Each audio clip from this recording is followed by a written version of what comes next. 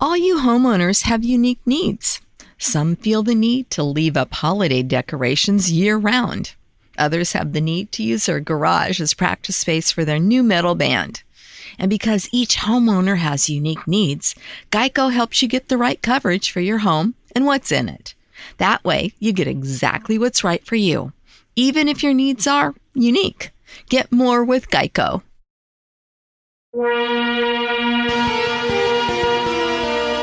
This is Wheel Bearings. I'm Dan Roth from Forbes. Oh, I'm Rebecca Lindland from Rebecca Drives. I guess I'm second now.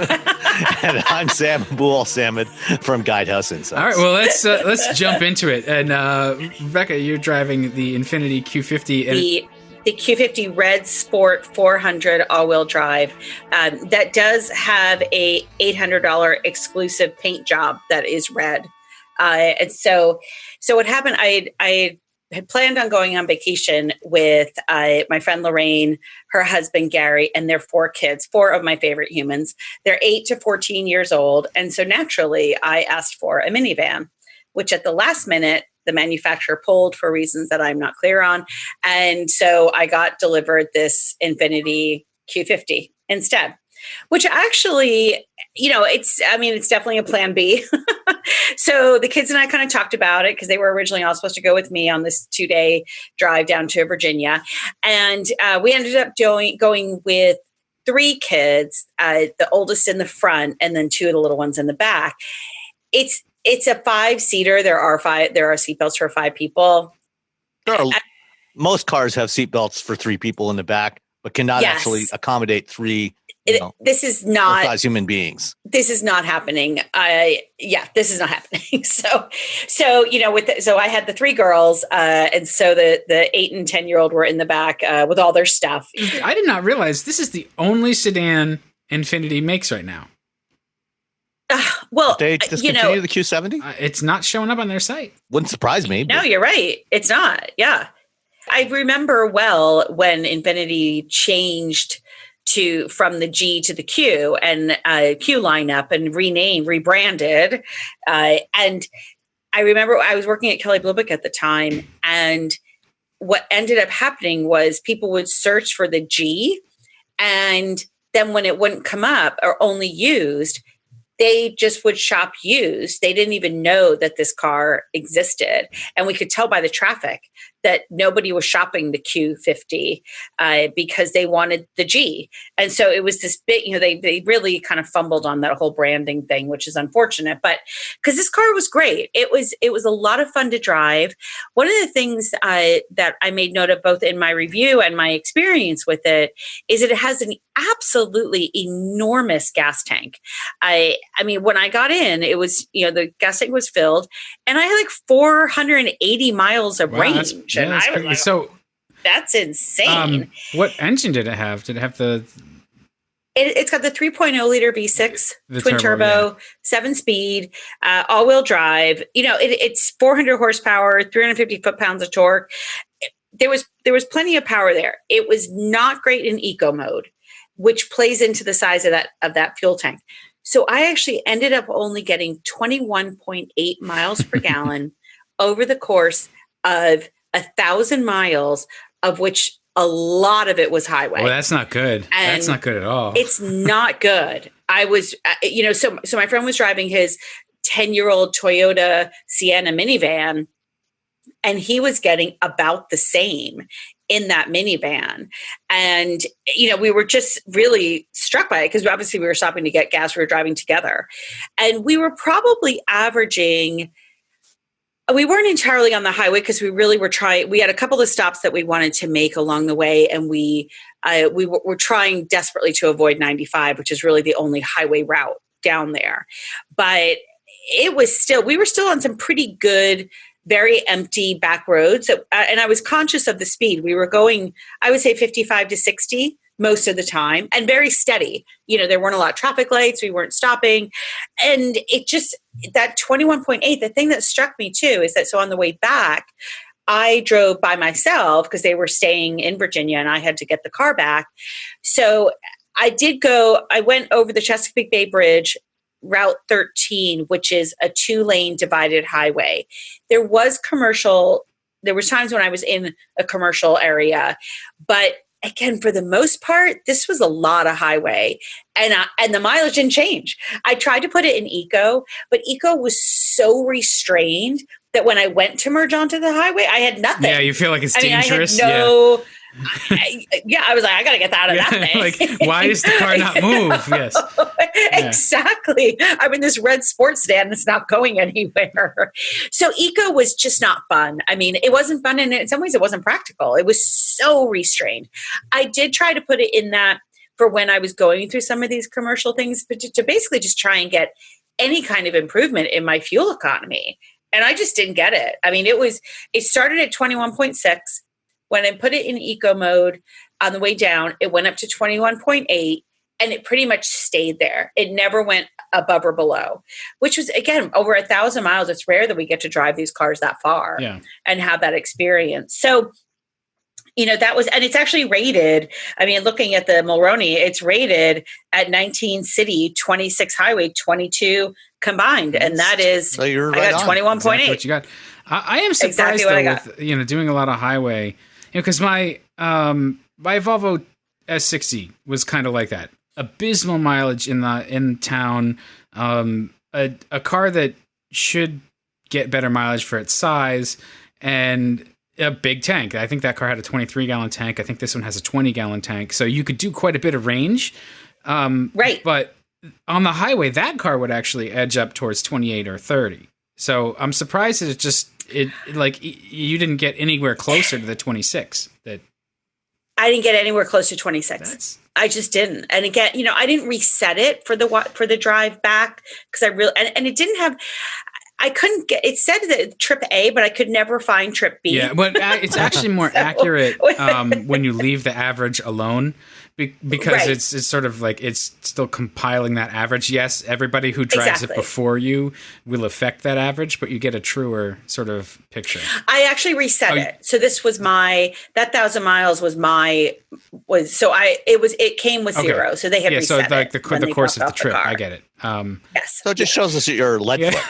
But that's the thing is, I was following my friend in her minivan. I was not a lead foot. I mean, she's not a lead foot either. So, I couldn't really, there were times when we hit 70, but not very often. It was pretty much 60 to 65. But at least you, given between the Sienna and the Q50, right? 50, yes. They screwed up their numbers because we can't even get it right. And then he went over to Cadillac and did the same thing. Anyway. Yeah, exactly. But I think I would much rather be in the Infiniti. It's got the Infiniti interiors, especially in the press cars, are really nice. I'm assuming it had light colored leather and all the fancy wood. It did. It had white quilted leather. It was beautiful. Absolutely beautiful. Would not want to own it. The kids were banned from eating anything, and no magic markers. Yeah, and a new pair of jeans will make the seat blue. Yeah. Leather's actually surprisingly family friendly, because you can wipe it off. Yeah. It just depends on what you're wiping off, know. The other... Yes. I was just going to ask you what you thought of the infotainment system, that dual touchscreen system they have. I know they're really proud of it. I mean, there was, it's Aren't great. They all? Right? It's like, make sure you notice this. Executive or designer that's not proud of their infotainment system. So there was two things. The first is there was no place for my phone, which nowadays most. There was a slot that was the old style coin, it had the felt liner that you could put a couple coins in, and there was a cigarette lighter. That would have been a good spot for a phone. Instead, we ended up using one of the cup holders, which was a pain. I was using Android Auto. It connected very well, and it showed up very well. However, the sound, for the most part, was not through the Bluetooth. I figured out that if I turned off the sound and turned it back on while it was connected, that then it came through the Bluetooth. So that was one thing. Was it playing the sound from your phone speakers? You were controlling it on the screen, but it was playing out through your Bluetooth, your phone speaker? Through my phone. Well, that's dumb. Right. That's weird. Okay. In order to get it to play through Bluetooth, I had to turn the volume off, like in Waze. I had to turn the Waze sound off, and then turn it back on again. And this happened repeatedly. This wasn't just one time. The whole way down, it never played through. And then when I was fiddling around with how I was going to get home, I had turned the volume off. When I got in the car, I turned it back on, and I jumped about a foot when she came through the speaker. Yeah, it's super loud. Yeah. I was like, oh, you're there. Okay. So, and then I had stopped, a couple times along the way, because it was about 7.5 hours home. And so, and I would have to do that every single time. So every time I disconnected it, I would have to turn the volume off, turn it back on again. So the other thing that I ran into issues with was that the phone, so the voice control, the voice activated phone would not work when Android Auto was attached. It literally would say to me, so if I pressed the voice activation on the steering wheel, it would say, this function is not available in your current mode or whatever. And when I pulled up the menu, the phone would be grayed out. So I would have to then press the phone thing and go through my previous calls, which was clearly unsafe. Like so there was definitely issues. I actually wonder if you had connected straight via Bluetooth versus using Android Auto, if that would have given you some of those functions back. Their new system, like you say, like it seems they're touting it, and it's an improvement in some ways, but it seems like it's still got some issues to work through. All the issues I'm describing, we're using Android Auto with it. The infotainment system itself was actually very, very good. So, and I would use both because, again, I drove it a long time. So, the directions were very good. It accounted for traffic. The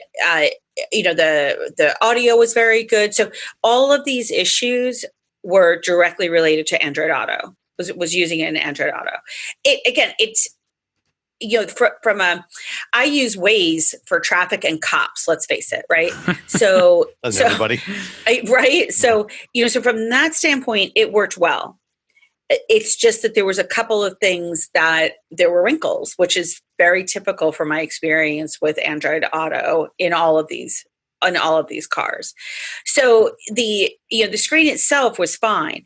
I did like the dual screen. One of the things I liked about it was things like you can see the weather, which was very convenient. So there were things, again, especially right now we're waiting for a hurricane to come in the next few days, driving up that coast in that area in Virginia, in Delaware, Maryland. This time of year, you can get really bad weather. And we had some spectacular thunderstorms that fortunately we weren't on the road for. But this area, is as many of the U.S. is prone to really dangerous thunderstorms, lightning, things like that. So having the weather there was great. So there was benefits to having that dual screen. But again, I would have loved to have been able to slot my phone underneath there or have a wireless charging pad, things like that. The other thing, so this vehicle, so the base Q50 starts at $36,400, and then of course you add destination, which is like $1,000 or something. The Red Sport 400 all-wheel drive started at $56,260. But I'm assuming the typical like Infiniti way is it has all the packages. It does not, as I discovered. Fortunately, not the hard way, that it doesn't have adaptive cruise control. Oh, really? Which is a 20.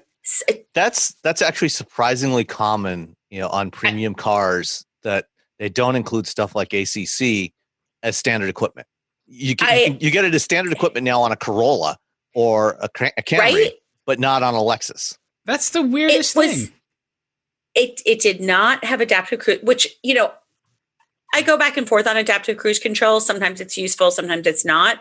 But believe me, on a trip like this, it would have been incredibly useful, especially because I'm following somebody, right? So, Lorraine's driving.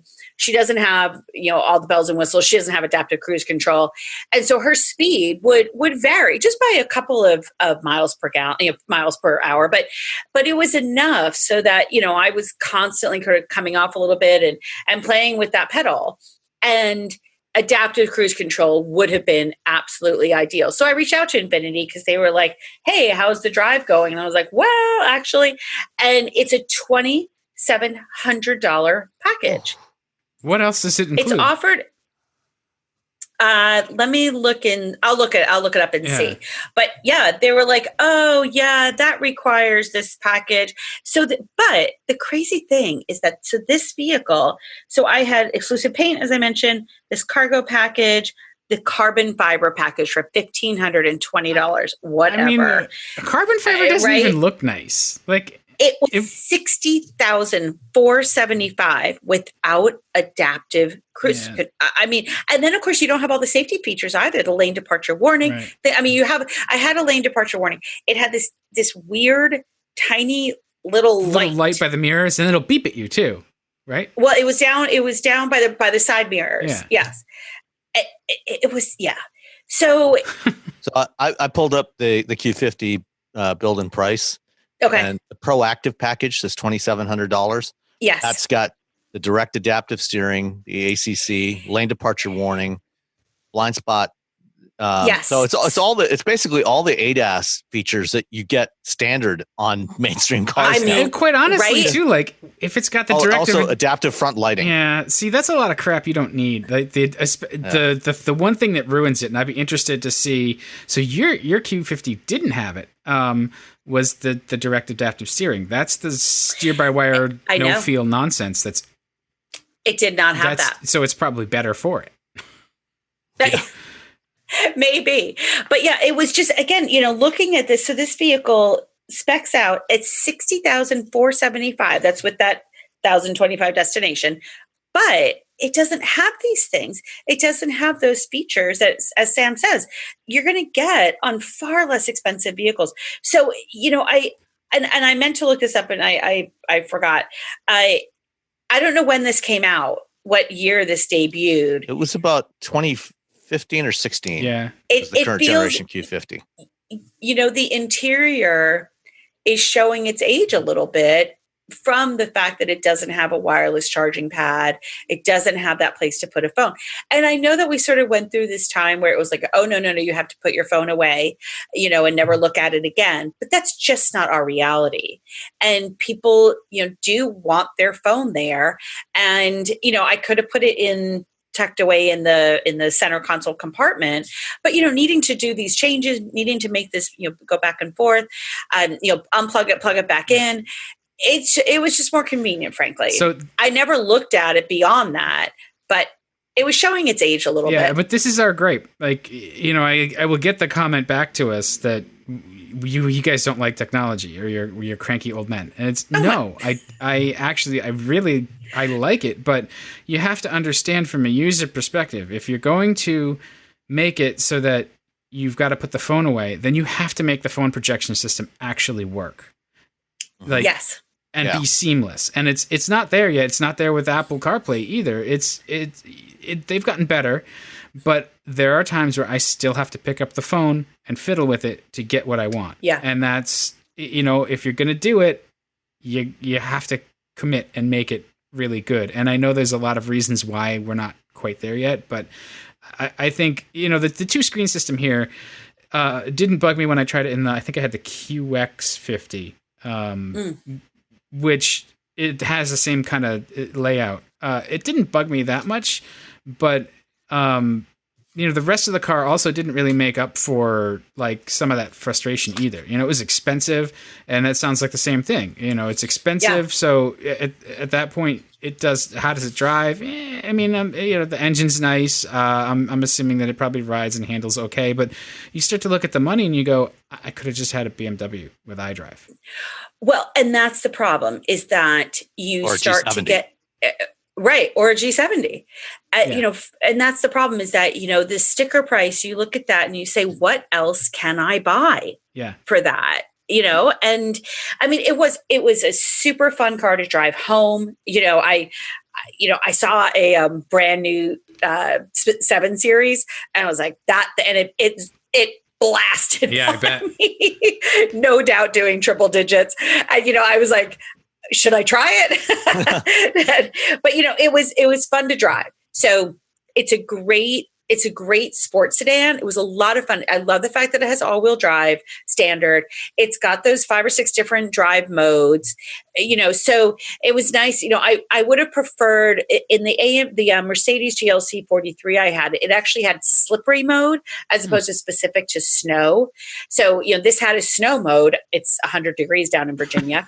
So I didn't need that. Take it on the beach. But a slippery mode would have come in handy because there was times when we were in torrential downpours. Yeah. And so, typically, the slippery modes and snow modes actually behave quite differently because slippery mode, tightens up the slip thresholds for activating stability control and stuff. So it activates sooner. Snow mode actually does the opposite. It actually loosens it up so that when you're on a deformable surface like snow or sand, it'll actually allow more slip so that you can get going because otherwise you tend to get stuck. Yeah, that makes sense, right? Yeah, so they're not interchangeable. No, I usually wind up shutting traction control off when I've got to do something in snow, like climb a hill and unplowed driveway or something, because it'll just grind you to a halt otherwise. So yeah, that's interesting. Yeah, so again, I think if you're in the market for that sports sedan, for something that is fun to drive, it handles great on the twisties. It was a good.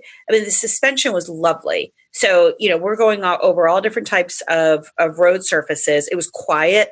I mean, it was especially quiet on traditional pavement. Concrete always, draws up more road noise, but it was still very, very good. I mean, the kids and I, we had no problem, hearing each other conversation. We had the radio on, so overall it was very, very comfortable. And so I think it's a good small family sedan, if that's what you're going for. The trunk was actually pretty good. And it had that slip, the long thing through the back seat. So you can put like long skis and stuff. So, there was a lot of good things about it. I didn't hate it. When it went away, I was like, okay, that was fun. I'm glad I had that car for this drive.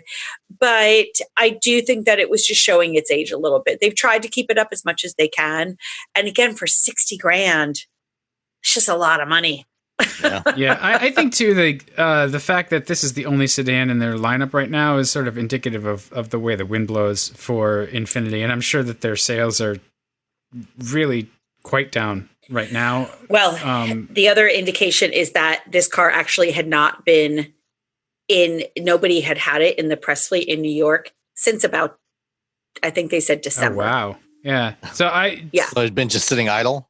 It had been sitting idle. They had to give it to me because they pulled the minivan at the last minute and I needed something. And so, and they were like, nobody wanted it in the winter. I'm like, it has all-wheel drive and snow mode. And they were like, yeah, well, so. Boy, you got some snobby guys down there in Manhattan. Right? Maybe Nissan didn't want to put the money into getting a set of snow tires for it, though. Yeah.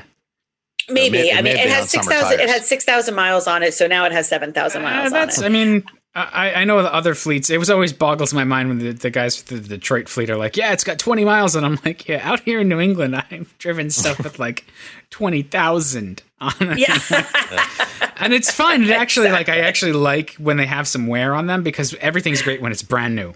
So like getting it worn in a little bit is actually getting those rattles and everything that show up after you've driven a car for a year or two. Yeah, you get a little more of the experience of what it's going to be like for the average user. Yeah, absolutely. No, and from that standpoint, this was very, very good. Oh, well, that's good to know. I mean, I've always liked the Infiniti's sedans. I lament the G35, G37. I think that was their high point. They were not as refined as this, but they were more visceral, and that car was just marvelous. And so the Q50 makes me a little sad. Yeah, I know. Yeah, and it turns out they did discontinue the Q70 for the 2020 model year. So there are apparently still some. I was looking at the Infiniti website. There are still some Q70s sitting around on dealer lots. So if you really want, this car, but a little bit longer, they're out there. But I think, get them while you can. I mean, I think Rebecca points out pretty accurately, though, like why it's hard to sell them because they're not cutting edge. They have some interesting tech in them, but overall, they haven't kept up in the ways that you're going to feel every day. That whole where am I going to put my phone? And I usually toss it in the cup holder, but that becomes an issue when you've got other things that need to go in there, especially if you got two people in the front seat. I mean, there's two of us. I had a front passenger, and then we're kind of juggling things around. Right. So on a test drive, it's just going to annoy you, and you're not going to buy it. Right. Right. But on the other thing you were driving, maybe was a little less annoying on a test drive. Oh, it's nice. Yeah, I don't want to dominate. I know I've taken up a lot of time. I'll tell you so quickly, the 2020 AMG GLC 43 SUV, otherwise known as the Mercedes compact SUV. And this would have been amazing on that road trip. Yeah. But I had to go pick up something that I purchased in New Jersey. You do a lot of purchasing in New Jersey. Well, I think I referred to there's a lot of stuff for sale there that falls off a truck. That's true. Exactly. And where you are in Greenwich, it's actually probably easier to get into Jersey because you just like zip across the. It's right across the Tappan Zee Bridge. Yeah. So I collect. As some of our listeners know, and certainly you guys know, I have a mid-century modern house. So I actually, it's authentic. Like I bought it from the original owners and builders, and I collect this Pfaltzcraft mid-century modern. It's called gourmet brown drip. Dishware. Yeah, okay. And so fortunately it didn't fall off the truck. But what happens is people, they go through their parents' houses or they go through an estate sale or something and they find this stuff. And I absolutely love it. Every piece is different. Oh, that's so mid-century. Yeah, it's got the glaze with the it does. Like exactly. It has the glaze. Like an eye. And so I absolutely love this stuff. And I try really hard not to buy all of it. That's cool looking. I frequently fail. So this great professor had a set that they bought at an estate sale, and they had a ton of it. And I actually posted on my Instagram because he had a Prius with I think it's 300,000 miles on it. Oh wow. In pristine condition. He's replaced the battery once. I mean, it's insane. So that was really fascinating. So I drove this thing out, and I drive this AMG tuned Mercedes out, and it turns out that he was a retired professor of environmental studies. Of course, so he eyeballs this thing, and it's got a Georgia plate. He's like, what? 300,000 mile Prius. Right, exactly. Up. He's like, who are you? So just give me the plates and don't ask any questions. Exactly. Just take my money. Give me the plate. Oh, it was funny. But so the GLC, I mean, overall, it's, this thing drew a lot of looks, even here in Greenwich. The GLC has this beautiful, huge, stately grille on it. Definitely draws a lot of attention. People want to see what this thing is. The color of it was this beautiful cardinal red on it. So it was really a beautiful vehicle. A couple of things that I really liked about it: 21-inch tires, but very, very minimal road noise. It's got this $150 option for heat and noise insulating glass, which actually worked pretty well. That's totally worth $150. Right? For $150? Yeah. Yes, please. Yeah. So that would definitely be something. Really easy adjustable drive modes. I did run into a lot of rain. And so I threw it into slippery mode, and it was great, all-wheel drive traction. So, it was very, very good. One thing that was interesting is that, so in comfort mode, which is the default mode, the accelerator was really grabby. And it was funny because my sister drove with me for a bit, and I was like, it's like the pedal itself. The pedal itself, it was very, like I couldn't get a smooth acceleration from it. And then when I put it in Sport and Sport Plus mode, I didn't have any of those problems at all. I usually find in these kind of cars, if I put it in Eco, it's actually better. Because it gives you a less, it's not trying to show off how powerful it is. It's just sort of a little bit more linear, a little more gradual.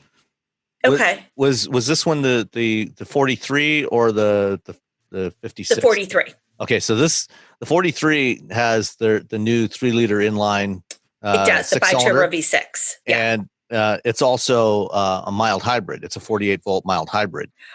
So there's actually an integrated motor generator on the back end of the crankshaft.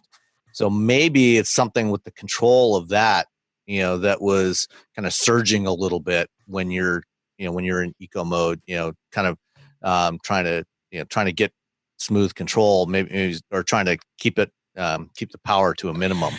So the eco stop start kind of thing would kick in a little bit. You think that could be? Well, it wouldn't be stop start, but just trying to blend the output from the electric motor and the engine smoothly. Okay, it happened repeatedly, and I was embarrassed because like, what is happening? It was bad driving, So, but then it was noticeably absent in Sport and Sport Plus. Okay. So that was kind of an interesting, again, like it was a very minor wrinkle, but something that was, so I ended up just driving Sport Plus all the time. Exactly. Don't see any problem with that. If you make me. I had a GLC last year and I adored it. I just thought, and I'm sure the AMC is just even better, but it's just, it's one of those, I think it's one of those cars that I drove that just sort of paved the way for me deciding that like a Mercedes is something that I might like to own someday. Yes, no, absolutely. So, and true to form, of course, I had some issues with tech.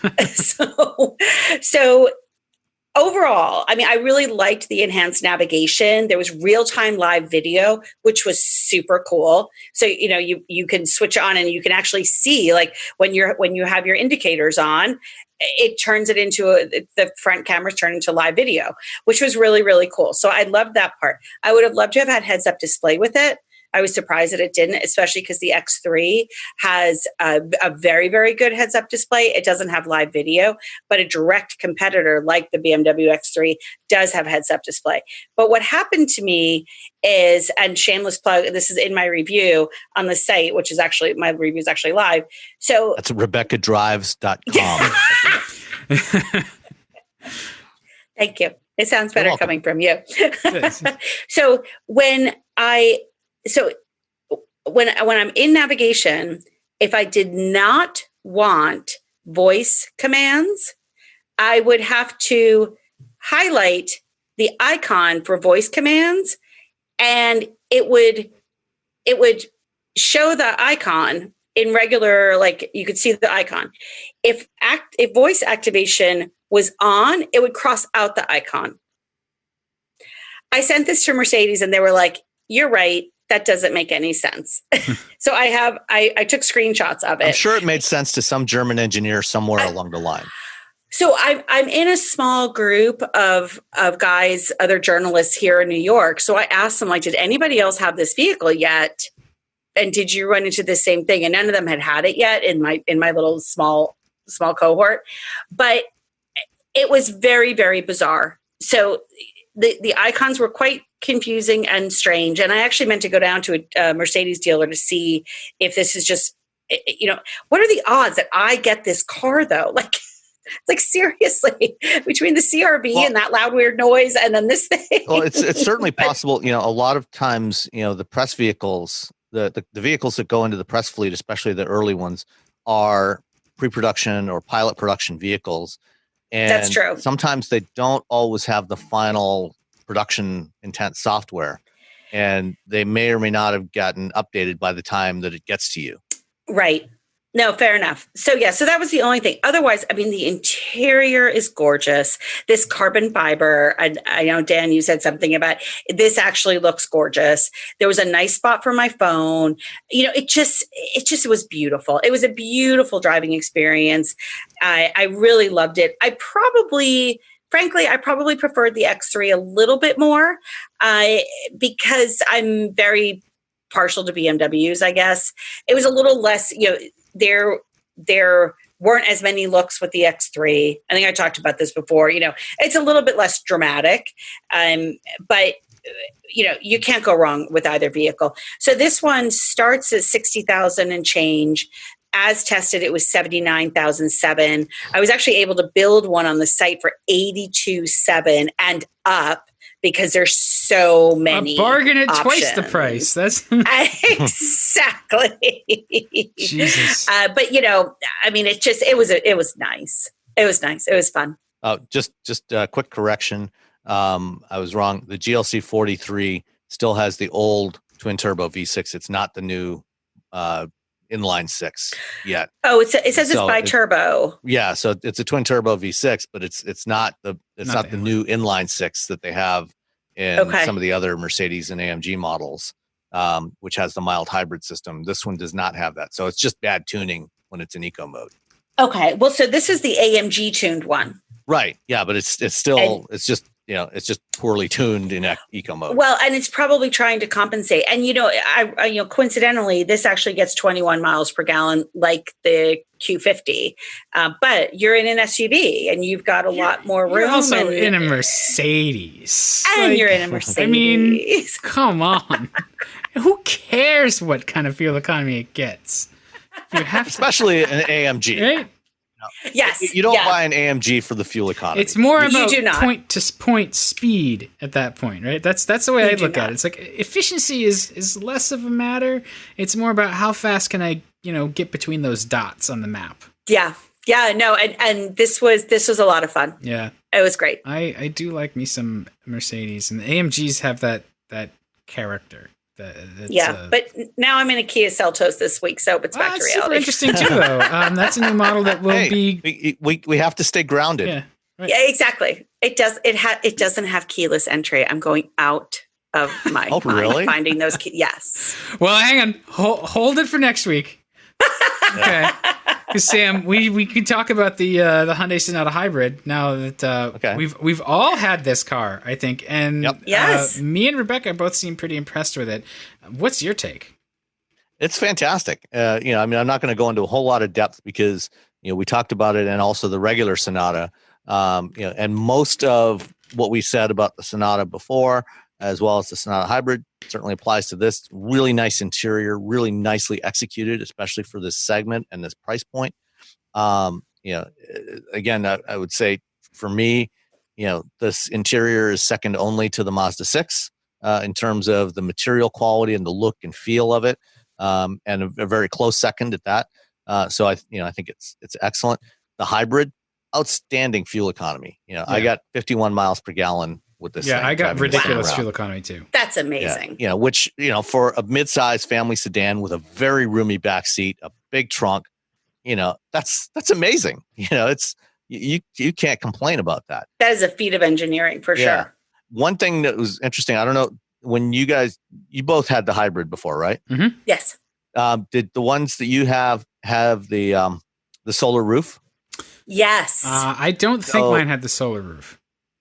So the solar roof is an interesting thing. A lot of people have asked repeatedly over the years, when we've got these electric and hybrid vehicles, why don't we put solar roofs on them to charge the battery? You don't get much out of it though. That's like a perpetual motion machine. It doesn't exist. Yeah. Well, that's the issue is, solar panels, are great in stationary applications where you can point them directly at the sun, because when you get off angle from the solar panel, the power generating efficiency drops off pretty dramatically.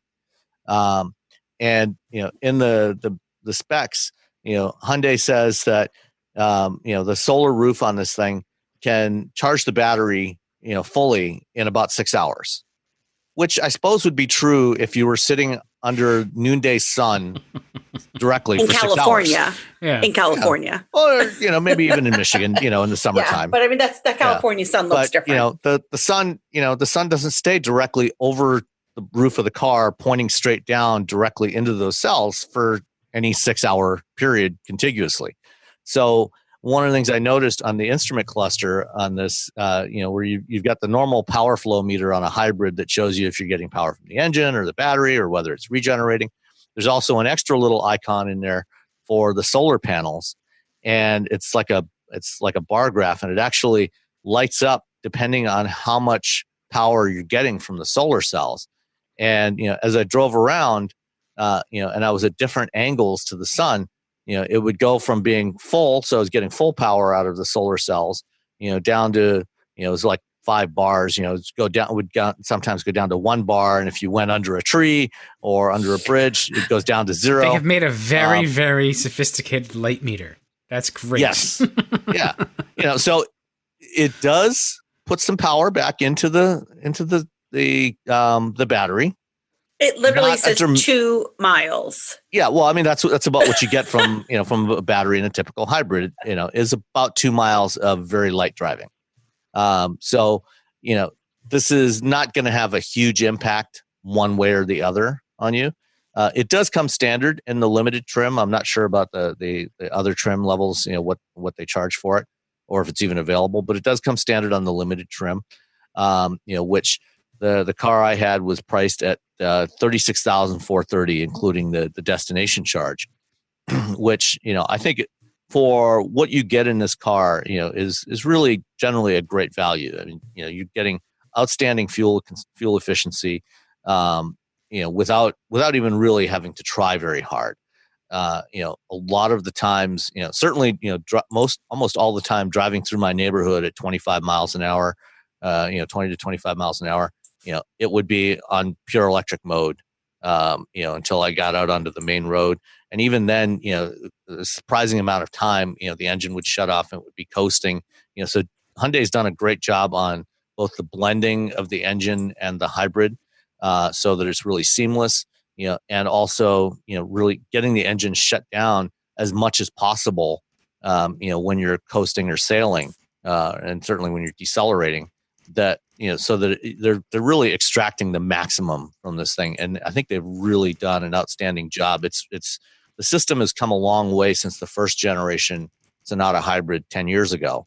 And the battery, the lithium ion battery, Hyundai was the first manufacturer to use a lithium ion battery, a regular production hybrid with the launch of the original Sonata 10 years ago.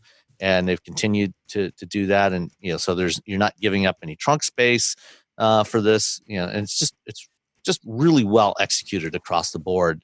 And, so if you're looking for a family sedan that drives really well, gets outstanding fuel economy, looks great, you'd be hard pressed to do much better than this Sonata hybrid. It looks like that solar roof is only available on the limited. Okay. That makes sense. Yeah. I couldn't find it. I couldn't add it to the others when I was trying to build it. Okay. And what's the base price on the Sonata hybrid? I think it's like 27,700. 27,700. Okay. Yeah, 27,750 for the blue. Okay. But that again, like we talked about it before, like, so that still comes with forward collision avoidance, blind spot collision, 8-inch touchscreen. So it's a nice, for that price, it's not bad. Yeah. And, the one thing you do give up going with the limited with the solar panel is you can't get a sunroof. So, right. If you want a sunroof, which, on the regular Sonata I drove a couple of months ago, personally, I like having, opening up the roof, whether it's a convertible or a sunroof. I like doing that. I was just going to say, of all the cars you've actually owned with a sunroof, how often do you use the sunroof? But I guess you do. So, yeah, so, I know my wife does. I mean, the last 3 cars we've had all had sunroofs, and, she drives with the sunroof open all the time. I don't think that you can get a sunroof anyway. I'm pretty sure. I mean, when I'm building on the hybrid or the regular. On the hybrid. Okay, yeah. That may be true. It may be the hybrid. The sunroof is not offered. It is on the regular Sonata, but even the regular Sonata, is an outstanding car as well. So did they discontinue then the plug-in hybrid, because that only has 2019? They haven't reintroduced the new one yet, so it's coming. So that they typically stagger the introductions, and they've done this for the last couple of generations. So they'll launch the standard one, then bring out the hybrid, and then usually 6 to 9 months after that they'll bring out the plug-in hybrid. So I do believe they're bringing out a plug-in hybrid version of the new Sonata. We'll probably see it by the end of this year. Okay, but yeah, it doesn't look like you can get you can't get a sunroof in them, which makes sense from a build standpoint. Yeah, I mean, they're probably trying to constrain the number of buildable combinations. Right. So, so they just keep that. But I mean, I think, the limited, there's a big jump between the SEL and the limited. So there's 3 trims, the blue, SEL, and limited. And the SEL seems like a pretty good a pretty good compromise. Mm-hmm. You get a lot of the accoutrements that you would get in limited. Now you can't get park parking collision avoidance assistance. There's a couple of things, sensors, there's a few things that you're not going to get, but there's a $6,000 jump between those two. So, yeah. But what Hyundai does do is they do include a lot of driver assist options, as standard equipment across the board now. Right. You can get a really nice vehicle, I think, in that mid-trim line. That's product planning. Earning their keep. Good for them. All right, well, let's. The Sonata has hit its crescendo. Unless there's anything else. Okay. One more. The Toyota Highlander, the 2020 Highlander, which we talked a little bit about back in February when they introduced February or March. Yeah. When they did some local media drives around here, and I had a chance to drive it briefly. Had a chance to spend a week with it here. My wife hated the way it looks. Really? So I'm split on this. The internet hated it. Like car Twitter hated it, and I didn't think it was terrible, but it's definitely like they're trying for something. Yeah, I don't mind the way it looks, but personally, for a big SUV crossover, I actually prefer the previous generation, which was a little more truckish looking. Yeah, this one, I don't mind it, but I'm not crazy about it. It's got a more curvy, voluptuous look to it. And almost like especially like the fenders, the rear fenders that have this, big curving arch over the fenders. It almost looks like they tried to apply some Supra styling cues to it, which I'm not entirely sure works on this thing. But driving it was fine. That's what they aim nice. for with a new model. That is what you aim for. Is fine. Yeah, it's not exceptional, but it's really good. The third row seat, the third row is very cramped. It's definitely for the little ones. Even now, because that was one of the things that they talked about was they improved the third row and access to it. It's still tight. Yeah, it's still very tight back there. I would not want to sit in the third row of this thing. The one I had the second row captain's chair, so you do have access through the middle as well as being able to fold the seats forward. But it's still very snug in that third row for adults. And it probably is a little better than the old one, but not by a huge amount. The front. Do you have a comment? Well, and you can please continue. I'll make it after you're done. Okay, so the front. I think that it's really nicely executed. The materials and the fit and finish, in the front is really good. The new touchscreen, is larger. I think it's 10 inches now, 10 and a half inches. And, it looks good. The Toyota infotainment system we've complained about in the past. But mine had Android Auto and Apple CarPlay. Yes, and this one did too. It had Android Auto and CarPlay. Which is a new app. Yeah, it only took them a decade. Yeah. Yeah, Toyota was the last, and they brought out CarPlay first, and first they were going to go CarPlay only, and then they relented when they got all the complaints, and so they said, okay, we'll add Android Auto, and they've been gradually adding that to models as they've gone along over the last year and a half. And actually, to their credit, on a bunch of the 2018 and 2019 models that had CarPlay support, they are offering a retrofit kit. You can take it into the dealer and get a free retrofit to add Android Auto support. So that's Toyota absolutely deserves credit. The only other company I know of that's doing that is Mazda. Yeah, they and Mazda charges like $100 for it. Stick a Rosetta Stone in the trunk so it can translate. But my 2015 Buick, which definitely didn't have Apple CarPlay or Android Auto at the time, I was very pleasantly surprised. It supports that. Now, when I plug it, I can get. Yeah, I can get Waze up. I can get Waze up there. So maybe it's not the full suite of I think products, but it was still great to be able to get Waze up there. Yeah, so I think the system that GM used on that vehicle had support for certain specific apps. So it's not full blown Android Auto, right. But it had Waze built in there so that when you connected your phone, it would use that connection to use Waze. But one of the things that really particularly annoyed me about the Highlander was actually the adaptive cruise control. A little too jerky, not smooth. Well, yeah. First of all, the gaps. When you set it at a given gap, it was like twice as far as on most other cars. So it left even at the very shortest gap setting, it was still longer than most of what you get in most other vehicles. So, makes it easier for people to cut in. But the other thing is, even with that big gap, when it decided to slow down, when the car ahead of you slowed down and it slowed down, I wouldn't call it jerky, but the braking was significantly more aggressive because it really wanted to maintain that gap. It did not want you getting any closer. Yeah. So it didn't take any chances. So it was not the smoothest system I've driven in a while, by any stretch. So that was not great. And then the other thing that was probably the biggest disappointment of this thing was the fuel economy. So, this year for the new Highlander, they have the 3.5 liter V6 as the base engine, and then you can get the hybrid. But on the previous generation Highlander, the hybrid was matched with the V6 as it is in the Lexus RX. But on the new one, they switched to the 2.5 liter 4-cylinder. So it's basically the same combination you get in the RAV4 and the Camry. And that really bumped up fuel economy. So I think EPA combined fuel economy for the hybrid is 34 miles per gallon, which is way beyond what any other 3-row crossover gets. The V6, not so much. The V6 is EPA rated at 20 city, 27 highway, 23 combined. I only got 19.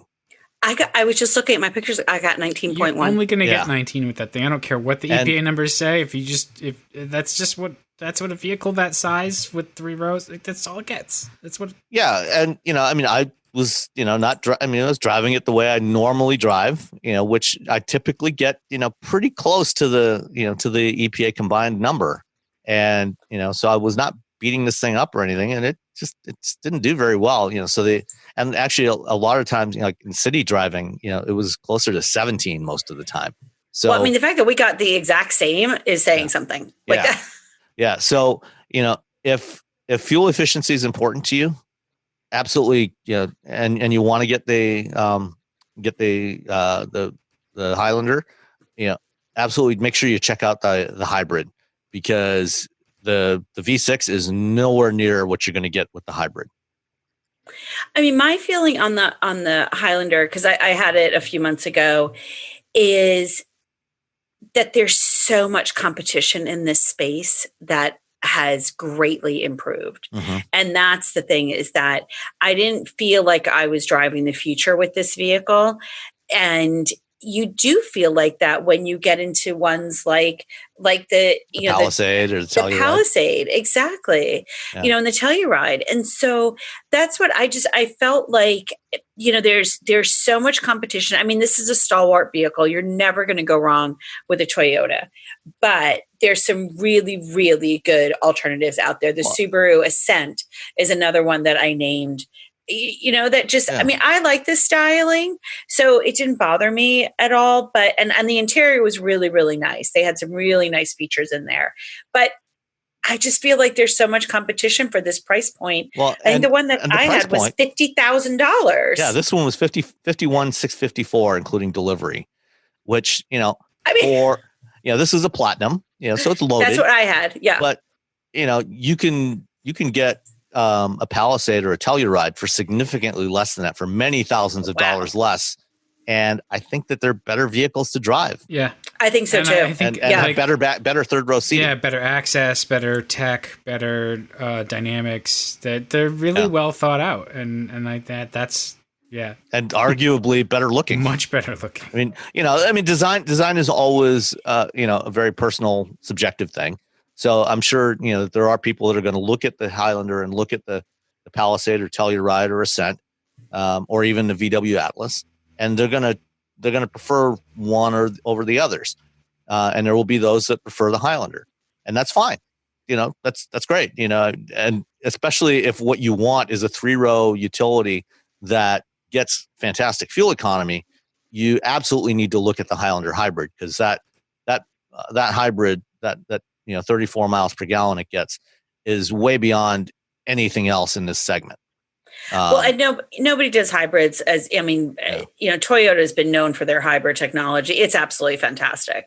Yeah. But I agree. And Ford has an Explorer hybrid, which, is really great, but it's not, they did not necessarily tune it as much for maximum fuel economy. So theirs is rated at like 27 or 28, I think. And but it also, it's with a V6, and it's got 5,000 pounds of towing capability, with the hybrid, or 5,300, I think, actually.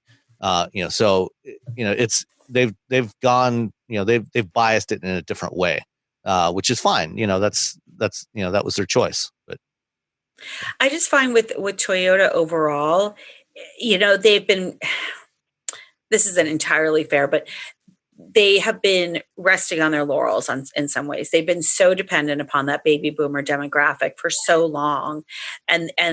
But when you think about like the Toyota Prius, like the competition has really surpassed them.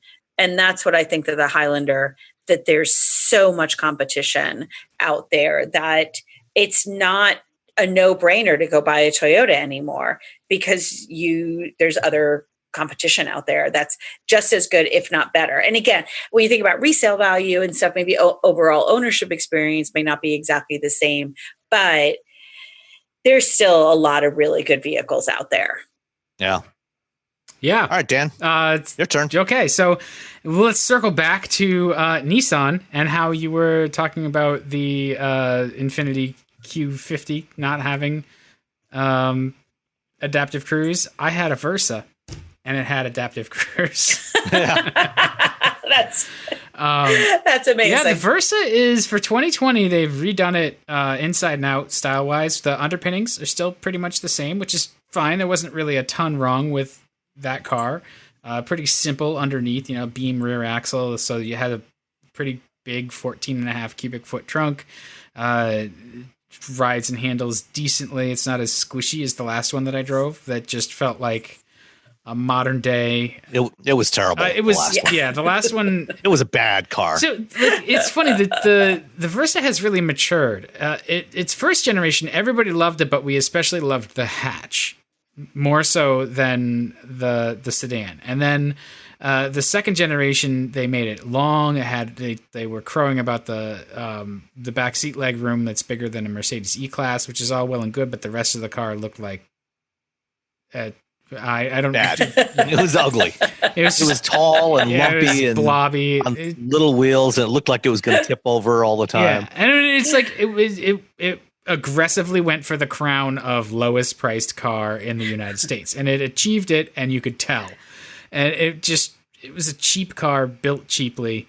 And this time around, they've taken what was good about it and changed what needed to change. It's really sharp looking. It looks so good from especially the exterior styling. It makes you wonder, like, this is the same car, like this is the same platform, and it is, but they've done enough to it. They've done a lot to it to make it look like a Nissan and not like some blobby thing. So it fits in the lineup. Rebecca and I drove it last summer in Tennessee. In Tennessee. And it was fantastic. And I've driven it earlier this year, and I actually just had the Sentra, which we'll talk about next time. Same thing. Everything you just said equally applies to the Sentra. It's so much better than the previous generation. Yeah, Nissan's making pretty good cars while everybody else is fleeing the segment. The interior was nice, including Infiniti. Yeah. I had an SR, so it has a little sportier bent to it. On the outside it has a little lip spoiler on the trunk lid, and just it gets larger wheels, and I think the front fascia might get fog lamps or something. It's not a sports car. It's definitely not sporty when you push it. The interior in the SR is nice. It has it's nice looking upholstery that has orange stitching, and there's some stitching on the dash and stuff. So they've done what they can to make this small, inexpensive car feel like a full, not like you settled. It's like, yeah, it's small, and this one topped out. I think this was like 21,000 and change, which it didn't strike me as a bad deal. It actually struck me as a pretty good deal because there's not really any options or anything I wanted for. It had, the ADAS suite. It had adaptive cruise. It didn't. I don't think it had nav, but it had Apple CarPlay. So that was not much of an issue. And the screen is nicely integrated into the dash in a way that I find aesthetically pleasing. It looks like it was meant to be there. Materials and stuff inside are, you can tell that it's an expensive car. There's some hard plastic that is not hard to find, but it's not egregious like it was in the last Versa, where things just like, you could tell like this is a one-piece molding because it's cheap as hell to make it that way. Yeah, well, the thing is, on lower priced cars like that, there's nothing wrong with having hard plastic. No. As long as it's reasonably well executed. You have some decent texturing on it, so it doesn't look it's not, shiny, no texture to it, as long as it looks halfway decent. I'm not opposed to hard plastics in a car, a $20,000 car. Yeah. A $40,000 vehicle is something entirely different. It's a little different. Yeah. And so the Versa, that like Versa Sentra crossover point happens right around $18,000. And so I was like, well, why would you buy this instead of a Sentra?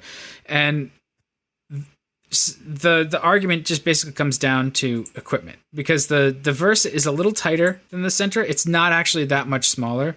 It's narrower, so there's less hip room, front headroom, a little less rear leg room. They have given up their giant rear seat. It's still a good size in the back seat, but it's still right on top of the Sentra. So when you start to get at that point, you go, well, do you want the features or do you want the slightly larger car? I mean, the trunk in a Sentra is only like a half a cubic feet larger. So, but I think there's more that you can get in the Sentra. Like they'll give you more features, more options, and there's certainly more to climb. I'm assuming you can get a Sentra over 30. So I don't think so, actually. You can get it close, there's more features and things to be had. The Versa is kind of a tightly optioned and planned car, and that's fine. It's good for what it is. The competition in the market is also, those that aren't fleeing are still pretty formidable, though, and they do a better job than the Versa. Where the Versa loses it is its weak engine. It's got 122 horsepower from its 1.6 liter engine, which is, again, it's one of those things like, it's fine, but it's not as powerful as some of the others in this segment, and its power curve, like a Chevy Sonic has a standard turbo engine, so it's going to have a lot more torque right off the line. And there's a CVT here, which is pretty well behaved, but when you need it, it does the CVT thing, where it just, the engine revs up, and so it gives you that sensation of not being all that quick, and it's not all that quick, and that's fine. It doesn't have to be a quick car. You just need to adjust to that and plan a little bit. And if you're driving other things in the class, you may find that they feel a little bit more satisfying power-wise. The Hyundai Accent and Kia Rio also probably feel a little more sporty. They probably have a slightly more comprehensive tech suite, and they're just as competitive. I remember the last Rio I was in, I was also pretty impressed with. So is this a tight competition in this class? The ride of the Versa is also a little stiff. I don't know what kind of experience it was when you folks drove it, but it handles okay. It rides okay most of the time, but on rough pavement, it'll skitter around a little bit. Like it's just got, it's a little too stiff. And so that'll interrupt you in corners and stuff. It'll bounce a little bit sideways. And the beam axle doesn't help there. Because it has that's a solid axle, so you get a little bit of that, like if the rear comes up, it'll move kind of thing. But it's fine, it's a car. I put a bunch of miles on it. I had to go into the office and so I did a bunch of highway with it. It's a little loud on the highway, but it's comfortable. It does everything you ask of it. It has just about every feature you could want. So it's a great starter car. It's a great downsizer car. And it again looks really good, and it gets pretty good economy to the point where when it was swap day, I tried to fill it up. You set the pump and you do other stuff and it clicks off. I'm like, no, there's no way that thing's full. Something's wrong here. And I kept trying to put more gas into it. I even went to another station. I was like, this pump nozzle must be wrong. I went to the other station. I couldn't get any more fuel into it. And I'm like, idiot, it's full. And so their gauge is a gray bar, and there's a red area for the quarter tank that's always there. And so I was looking at the red, like, no, it hasn't moved. It's still, I need to put gas in it. Still full. Yeah, no, it's full. I couldn't get any fuel. I texted the fleet guy. I was like, hey, I can't get any more fuel in this. He's like, please make sure our driver has enough to make it back. It's like, yeah, it's full. I'm just stupid. But it's a good car in the class that others have left. I mean, the sort of best cars in the class, the Honda Fit is going away, and the Fit is a hatch too, right. So that's not a direct comparison. If you want a hatch, Nissan wants you to buy the Kicks or the Rogue Sport, or the Rogue. Like get into the crossovers, and because they'll charge you more. The Toyota Yaris, I think the hatch is still available, which is an okay enough car. It feels cheaper. The Yaris sedan, I think they might actually be dropping the Yaris for 2021. All of the Yaris. Okay. I think so. Because I know they're dropping the sedan, the Mazda 2, which is like, that's a great little car. It's fun. The hatch I thought was like Toyota, and I couldn't figure out. No, the Yaris hatch is also the Mazda 2. Oh, is it? I thought they were. Oh. It used to be. They switched over 2 or 3 years ago. See, Dan did not pay attention. You got to demerit. But like the Yaris was another sort of fun small car to drive. Neither of those though. Neither the Yaris doesn't feel as rich as the Versa does at this price point. I haven't been in a Fit in quite a while, so I can't really say there, but I think Nissan has done that vehicle really, really well. Yeah. I mean, again, for that price point, 18 grand, you've got great safety features in it. I mean, you've got some creature comforts in there that I think are, typically found in more expensive cars or not found at all. The standard safety is a big thing, especially if you're in this end of the market where this could be your first car or the car that a parent is buying for their kids. Like that's actually really important to have. And the other, I mean, you're getting stuff like automatic emergency braking. Yeah, as standard equipment. Yeah. Yeah. And Subaru with their EyeSight is another manufacturer that does that well. So it's good to see that stuff has made it down into this market, because for so long the small cars were always just cheap. And it's inexpensive, for the price. It's very fully equipped, but it's also, you don't need to miss out on stuff, and you shouldn't. And because sometimes you just want that size, and you don't need a bigger car, and this does everything that you would need. So it's a really comprehensive refresh. It's a well done car. I mean, I have my quibbles with it, but they did give up their cheapest car in the U.S. title. So the pricing shenanigans are, the cheapest one starts, I think, right about 15,000, maybe 14 something. I think it's 15 roughly with delivery. It's 14 change. 14,830. Yeah, then with delivery it goes to 15. That as a manual transmission. That's the only one with a manual, and I bet you it's a crappy manual. Probably. And that's only the S trim. So if you want anything in it, you have to move up to the higher trims and the CVT, and that immediately makes it an $18,000 car, which is still, it's a pretty good.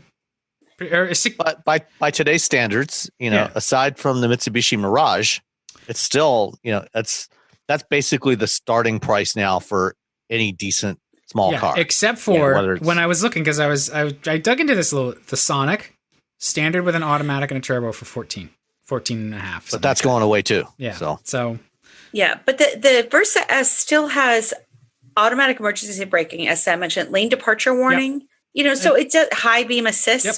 So it does still have some of those features for 16.5. Yeah, no, it's standard. Those things are standard, and I'm impressed that they put them in, because I think they're important in this class. So yeah, I think so too. So I think that, again, they've done a nice job on and keeping that price point, impressive. So and maybe Nissan, their strategy is to be a cockroach while everybody else leaves. We're going to hang out and and we're going to build this car, because I'm assuming too that this car plays in other markets quite well. Oh too, yeah. So. Yeah. I don't think it's any trouble. Like the Sonic, Chevy doesn't sell cars really. Well, I guess the Sonic is a global car. That's Korean, right? Like that was a Yes. So I'm gonna stop talking out of my ass. Korea and China and a few other markets. right, let's move to topics before I say something else stupid. There was a lot of whining about the Mustang Mach-E, Mach-E 1400. Oh, I thought you meant about my drinking habits, because you're right. I did. I was on vacation. Rosé all day. It was. But the Mustang Mach-E 1400, there actually was whining about this. There's a video of literal and figurative. And so the car itself whines, but then everybody was complaining that it whines. Like, what's that sound? It needs to sound like a V8. I was like, I don't care. In the video, it looks pretty impressive to me. Yeah, I mean, it sounds like a Formula E car. Yeah, that's true. Because I think they've basically done. It's got straight cut gears. Which is where most of that whining comes from. High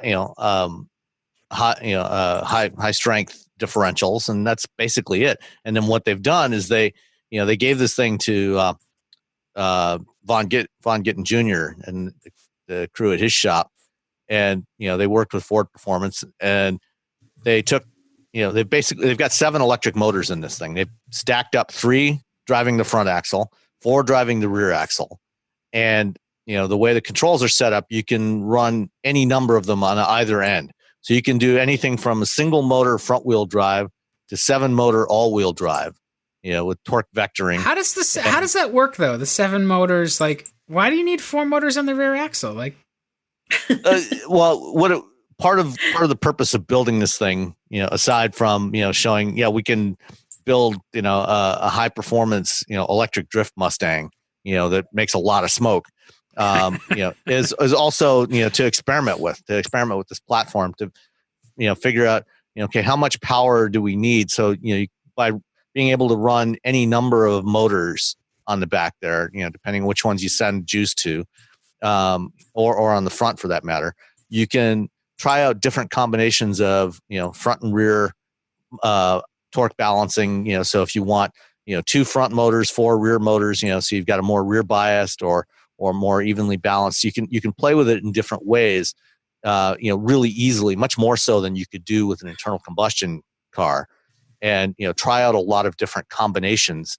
And I'm sure that things that they learn from playing with this vehicle are going to transpire in future limited production, higher performance versions of the Mach-E and other upcoming electric vehicles. I wonder if they're also going for like industry or military contracts too. It was really interesting to hear GM's folks on Autoline talk about how racing translates over to military as well, and that just got me thinking with the electric Mustang too. It's like, well, what are the other applications for that would need high performance, durability, and just having that platform all figured out for it. So I don't know anything, but it's just interesting.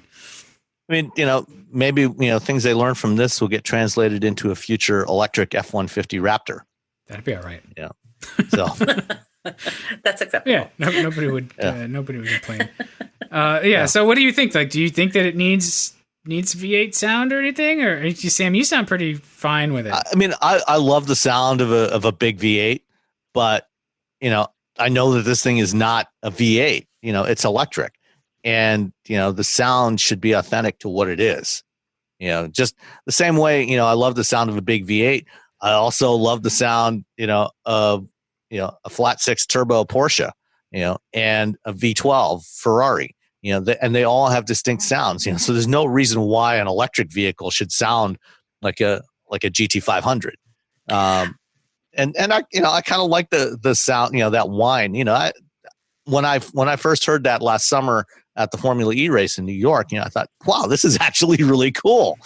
That's what I was just going to say. That was a really cool, we were there together. Yeah. And what I found was that being at that Formula E, I described it as a very micro event. You could suddenly hear the squealing of the tires, the shifting of the brakes, the shifting of the gears, the squeal of the brakes, instead of just the macro of that engine. Yeah. Normally, that's all you hear is the engine.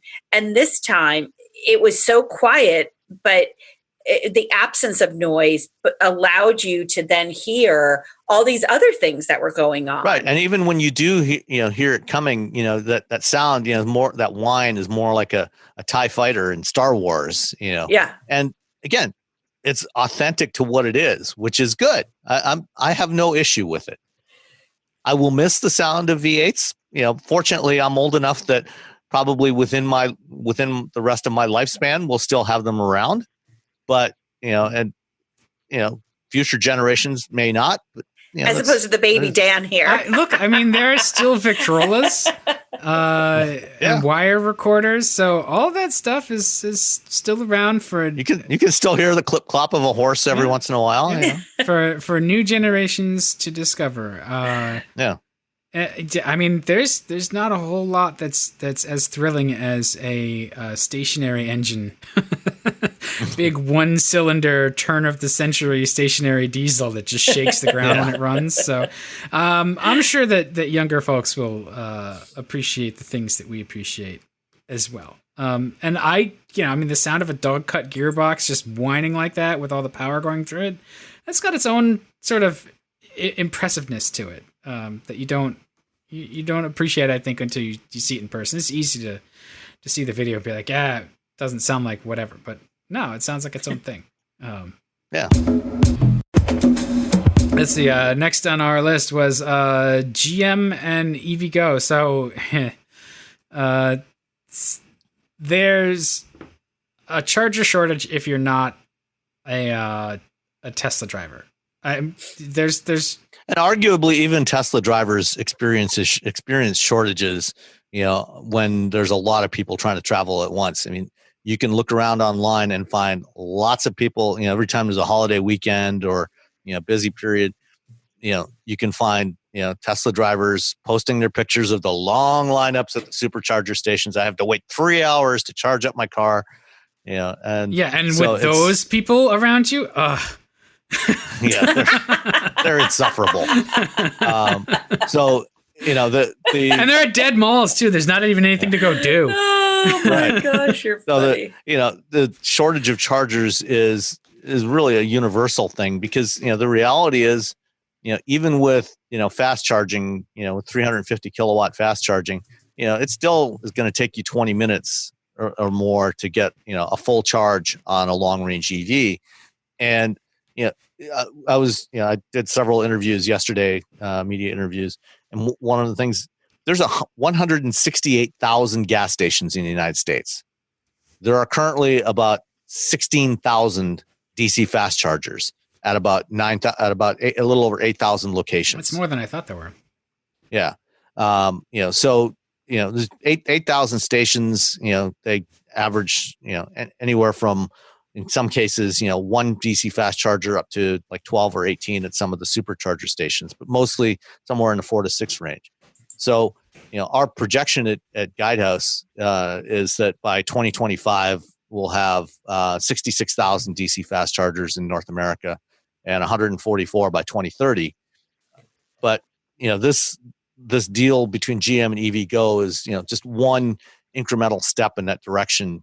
And what's interesting about this, GM's, paying for part of the cost of installing another 2,700 fast chargers. Unlike what Tesla did with the superchargers, Tesla built out, sort of relatively evenly distributed network of chargers across the country because, they had cars that already had fairly long range, but they wanted to make it accessible for their owners to drive anywhere they wanted to go and use these chargers. What GM's trying to do here, because there's other networks, including EVgo, that are starting to build out similar styles of networks. But what GM wanted to do was to expand the addressable market for EVs. Is one of the challenges you've got with EVs. So they're building these in urban and suburban areas, close to like grocery stores and things like that. One of the challenges is the people that live there. A lot of times, if you live in an apartment, or if you even if you have a house where maybe you don't have a driveway and a garage, you rely on street parking, which is often the case in many cities. You don't have somewhere to plug in and charge, and if you don't have workplace charging, owning an EV can be a real pain, and if you have to rely on, a 240 volt, level 2 charger somewhere, that's still going to take you 3 or 4 hours to charge up. But, by putting these DC fast chargers in, now you can, top off your battery in 20 or 30 minutes while you go do your grocery shopping and then be on your way again. So that's what they're trying to target, is a market that is interested in owning an EV, but it's not viable right now for them to do it because they're not able to charge at home. Yeah, I think there was a couple of things that were interesting about the announcement yesterday. The 2,700 new fast chargers. The disappointing part to me was that it was the next 5 years. Yeah. Which they'll have the first ones deployed by the beginning of 2021. Yeah, but that's a long. Like I would have liked them to say 3 years or ideally even 2 years. The other thing that really struck me though is Kathy Zoya, who is the chief executive of EVgo. She lives in an apartment. Mm-hmm. And so she was very vocal about the fact that this, they need to have a multi-housing solution because she herself faces challenges like that, which I thought was a really interesting personal note, and again, I've done, a lot of work in this space of looking at like charging infrastructure and multifamily housing and things like that. And so, the other part that's fascinating is that, with people potentially not needing to go into the office anymore, that workplace charging takes on a different relevance. Yeah. And our emphasis on workplace charging may not have been the right approach. Obviously, it was at the time. I mean, GM's still doing that. They're also deploying 3,500 workplace chargers at their facilities over the next 2 years. Right. So we may have to pivot a little bit from what goes in first. And when I was talking to the guys from EVgo offline, using software like Tableau to understand the layers of where you're going to put these things can be much more effective. But you've got to overlay this idea that commuting has changed, how people are using their vehicles. You've got to factor in the impact of the pandemic on people's behavior globally as well, not just in the US, but so it'll be very, very interesting to see what happens. Yeah. The thing that I think they're doing smartly though is they're adding the infrastructure because the commitment to EVs has sort of fallen down for manufacturers on that side of like, how do you charge it? And I think they've recognized this. Like, it's one thing to get people to buy the cars and always have the home charging options, but then when you're out and when you're going places, that infrastructure needs to get built up before the cars are truly going to be successful. And the tech is there with fast charging to make it relatively quick. It's still not like the 5 minutes it takes to fill the tank, but it's getting better. But if you combine it with those other activities like getting your groceries, right. I mean, you go to the grocery store, it's going to take you 20, 30 minutes. Yeah. Typically to do your week's grocery shopping. And range. And 20, 30. Yeah. Like range, honestly, isn't that big of a deal. You're never using the full range or not. I'm not saying never, but you're generally not using the full range of your EV in a single day. So, right. And you've got to, the thing that we've talked about before when we've had EVs is you've got to make it convenient. Yeah. Consumers gravitate towards convenience. Mm-hmm. And so, even yesterday we talked a little bit about the length of the cord. Mm-hmm. It's got to have a longer cord. You've got to be able to have that kind of adaptation. And then what does that do for the vehicle itself? Retractable systems, opportunities for retractable systems, things like that. The EVgo, I think they are doing CHAdeMO and CCS as well. So, they've got a good strategy here, but you've got to keep in mind that consumers just gravitate towards convenience. And so you've got to give them a reason that this is a better solution than an internal combustion engine, than all those gas stations, mm-hmm. That can fuel up 10, 15, 20 cars at a time in 5 minutes. Right. That's your rate limiting. That's your metric. That's the key is to overcome that friction and make it as seamless as possible. And that's why, we're also seeing manufacturers, not just invest directly in the infrastructure like what GM is doing here, but also doing the aggregation and enabling roaming, providing a single interface, Ford doing it with Ford Pass for their EVs, where you're going to have access to multiple networks through a single interface. You just plug in your card, it charges your Ford Pass account, whatever card you have tied to your Ford Pass account. You know, VW last week announced their WeCharge system. Same basic idea. You buy a new VW Group EV, you'll get this WeCharge card, and you can tie the different accounts to that, and you don't have to manage all these different accounts. They all get charged through one interface. GM's doing the same thing through OnStar.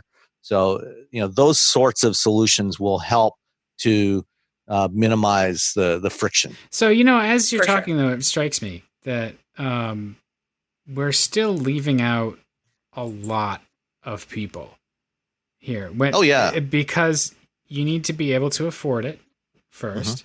You need to have a device, smartphone. You need to be able to tie it to a credit card. And you need to be able to afford it all. Right. So there's that whole bottom third of the market that, you know, if you're unbanked, you still need a car, right? So you have a cheap beater. Well, the truth is, if you're unbanked, I know you're not probably not buying a new car. I know. Because we're only talking about 5% of the population that buys a new car every year. Anyway. I know, but it's just like, it strikes me like we're still talking about the sort of playthings for the wealthy. Right. And you know, for 5%. Yeah. Well, and you know, they are thinking about these challenges. So, like, how do you do it with cash? We have these conversations with them all the time. They're trying to figure that out, and you know, but that's like step 3, 4, 5. You know, they need to get, you know, to the first, they need to get to the people that actually are buying new cars. Absolutely. No, it's like, just keep going, but think about it. Yeah. Oh yeah. Yeah. No, and they are, to their credit, they are thinking about, you know, how do we handle that? And I think, you know, part of the solution there is, you know, like for the unbanked, as an example, you know, you're probably gonna sell, you know, cards, you know, like you go into a Walgreens today and you've got this wall of all the gift cards from all the different retailers. You know, you'll go in and, you know, I mean, you can go buy a PlayStation network card, you know, for $20, you know, and so, you know, if you're unbanked, you know, you're going to go in and buy, you know, an EVgo card or, you know, Electrify America card for $20, and you'll have that, and it'll charge to that, you know, at some point down the road when you're driving a used EV. Right. Yeah. But they're even talking about making Uber and Lyft vehicles electric, so you don't even need to buy a car. Yeah, you know, that's going to be a lot more of a challenge because Uber and Lyft don't own their vehicles. Yeah, but it is. But in terms of recharging and in terms of making transportation accessible, so Uber and Lyft still to those unbanked. Like, that's still a product for somebody who is at least wealthy enough to have a smartphone and a credit card. Like, yeah, but it can't. But Dan, I mean, you can't solve. I know. I'm not looking at mobility to everybody. Is at least smartphones have become pretty ubiquitous. You know? Yeah, there's a lot of homeless people that have smartphones. Yeah, and, you know, they bought, you know, you get a track phone or something. Yeah, you get a prepaid smartphone. You know, I mean, they're fairly cheap, and you can get pretty cheap smartphones. Not an Apple, not an iPhone, mind you. Right. But you can get a lot of really cheap smartphones, and you know, you prepay. You know, you buy the prepaid cards. So again, there are solutions to that. It's not easy. And, you know, we'll have to figure out ways to make that more seamless, but, you know, we'll get there. I'm a man of the people. I think about those things. Yeah, no, that's good. And, you know, we need to do that. We need to think about that stuff. Especially with EVs, like once these start to get into the used market, then you got to think about, okay, it's great when it's brand new and you have access to all the features and all of the network and all that. But then when it's a 10-year-old car, how does that work? And you know, because it's still going to be viable. And you know, how does somebody get the use out of that? Because in 20 years, there's going to be a lot of used EVs on the road. I hope. Yeah. Why don't we jump to the listener mails? First up, from Chuck Davis. Chuck listens. He hears me on Leo Laporte's Tech Guy show. He grew up in Bay City, Michigan, which, by the way, is where my wife is from. But he's been out west for many, many years. We do get back every other year to the Detroit area to visit family, and he has a comparison question. I presently have a 2014 Acura RDX, which I love. I'm getting ready to change, and I'm not crazy about the trim level and the 4-cylinder engine on the 2020 RDX, the new one. I really like the styling of the Cadillac XT4 and 5, but I'm having a real problem deciding. I think the RDX may be a better engineered car. If you've had a choice, had to make a choice between those cars, which would you choose? So RDX, new RDX, Cadillac XT4 or XT5? I know what I would choose. I want to see what you guys would choose. Rebecca. I know. I want to hear Dan. Okay. RDX. The tech is not as good. The XT4 has better tech, but I think the XT4 went a little too much toward sport and not comfort and function and utility. And it's got that engine. I like drive them because I did really like driving the XT4. It drove really well, but it makes sacrifices for that I think the average buyer might want more of what the RDX does than what the XT4 does. Rebecca? So thinking about him in the 2014 Acura RDX and then jumping to a 2020 or 2021, that's going to be a big difference from a technology standpoint. So that's a big difference. I really do struggle with the RDX technology, and that can be very frustrating because the vehicle itself is great, but that technology is difficult for me. I have not driven the XT5. I am on the schedule, and I only spent a short time in the XT4. I remember seeing the XT4 at an auto show and being pleasantly surprised when it actually came out. Because Sam, to your point a while ago about the cars that we get, the pre-production XT4 was not nearly as good as the interior and the quality of the interior as the new XT4, but the one that actually came out. But again, I haven't spent enough time in it to really comment. So my concern just with the RDX, first of all, I think to address his direct question of a better engineered car, I think that they're probably pretty comparable because there's very few poorly engineered cars these days. But I can't really say enough about it. I would absolutely encourage Chuck to spend time with both of those cars on the test drive. Set up your phone, make phone calls. Your test drive is your time. Don't feel pressured by the dealer to hurry that process up. Spend time, especially when you're going from a 2014. Yeah. And so let me see. So I'm clear. He's considering. He's got a 14 RDX now, and considering the new RDX, the XT4, or the XT5. Okay. Yeah, I also haven't driven the XT5. I feel like the XT5 is a closer analog to his current RDX. I agree. Size-wise. Yeah. The XT4 is actually closer in size to the RDX. Yeah. The XT4 felt kind of tight. XT5 is a little bigger. I think the XT4 is small. Yeah, it didn't feel all that big. And the RDX is not that big. Okay. No, it's not. You're right. Yeah. You could also, if you're going to spend RDX money or XT4 money, consider the Passport, which is another option. You're already in the Honda family. Yeah. But and you might like the infotainment better in the Passport. Yeah. I really liked the XT4. I did, but I think it's got some compromises that you need to go and try it out.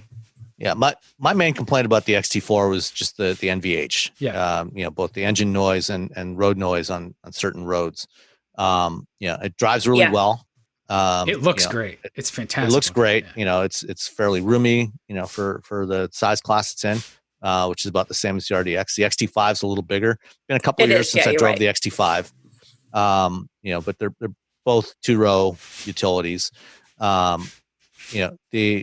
I love driving the RDX. I am one of the few that is not as turned off by the touchpad system they have in there. Just not right. You'll probably get used to it as an owner. But I agree with both of you. Absolutely take some time, go drive it, go drive all three of them. Take your phone, set it up for Android Auto or CarPlay, whatever you use. Play with it while you're driving, and particularly the XT4, try to take it around on a variety of different road surfaces and see how you feel about the way it sounds. Because dynamically, it feels really good. The ride quality is fine. It handles well. Does look great. But whether that road noise turns you off or not, is a very subjective thing. So make sure you try that out if you can. You can also, I don't know that you can get the RDX with adaptive suspension, but you can get the XT4 with it if you want to pay a lot. So. Yeah, well, and that's the other thing with the RDX and the XT4. For the same level of equipment, the Cadillac is actually quite a bit more. At least sticker price is quite a bit more expensive. It's several $1,000s more because but I think Cadillac's really nickel and dimed. But you can probably haggle that price down closer to the price of the RDX. Yeah, I think so too. All right, next one from Mike Cairns. Really enjoyed the show and look forward to it. We're looking for an SUV to be able to tow a bass boat that weighs about 3,500 pounds with surge brakes. Also, a utility trailer that has maximum weight of 3,000 pounds. When researching the Kia Telluride and the Hyundai Palisade, and by the way, Mike, it's Palisade singular, not Palisades, but minor quibble. We ran into what I think is some odd specifications. It states that it has a 5,000 pound towing capacity, but the tongue weight is 351 pounds. If you tow a 5,000 pound trailer with 10% tongue weight, it would be 500 pounds. So basically, the tongue weight is the weight that's actually pushing down on the hitch. So you're not getting the full weight of the trailer being supported on the hitch. They generally, they recommend no more than 10% of the total weight being on the on the hitch. So continuing along, also the maximum towing capacity of trailer without brakes is 1,650 pounds. We called Hyundai and they said, we have to ask the dealer. They were not able to help. Would you be able to clarify this? And also, what SUV would you recommend? So I reached out to both Hyundai and Kia this past week. And it turned, you're right. 351 pound tongue weight would translate to a 3,500 pound trailer, not a 5,000 pound trailer. And it turns out that was a mistake in the owner's manual for both of those vehicles. It was corrected back in January in the Telluride owner's manual. It now says 500 pounds. Same for it was done a little later for the Palisade. So the maximum tongue weight for both of those vehicles is 5,000 pounds. So if you 500 have pounds, 500 pounds. If you have, yes, it's not a Ford F450 or something like that. The front wheels off the ground. So if you have a trailer with trailer brakes on it, which sounds like at least your boat trailer does, it's not clear if your utility trailer has trailer brakes, but and this is typical for pretty much any vehicle you're towing.